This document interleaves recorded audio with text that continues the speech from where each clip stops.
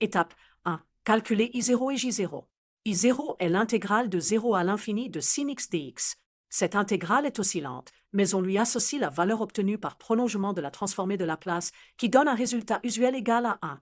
J0 est l'intégrale de 0 à l'infini de cos x dx, qui vaut 0.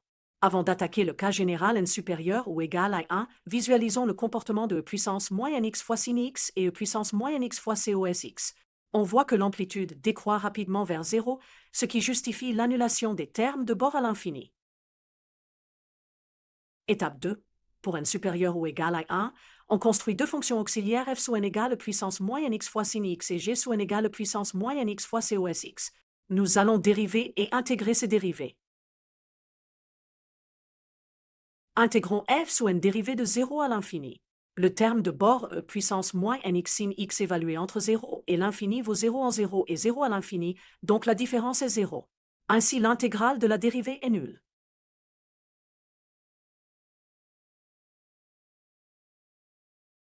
De la même façon, posons maintenant g sous n égale puissance moins nx fois cos x et calculons sa dérivée.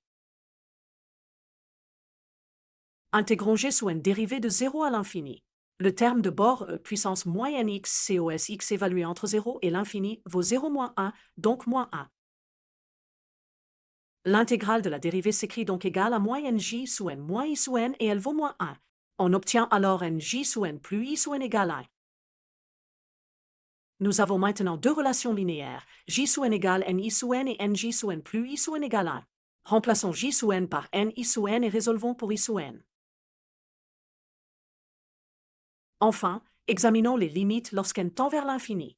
I sous n vaut 1 sur n carré plus 1, donc tend vers 0. J sous n vaut n sur n carré plus 1, qui tend aussi vers 0. En revanche, n fois j sous n vaut n carré sur n carré plus 1, qui tend vers 1. Conclusion. Pour tout entier naturel n supérieur ou égal à 0, i sous n égale 1 sur n carré plus 1 et j sous n égale n sur n carré plus 1. Les limites s'obtiennent facilement. Merci d'avoir regardé.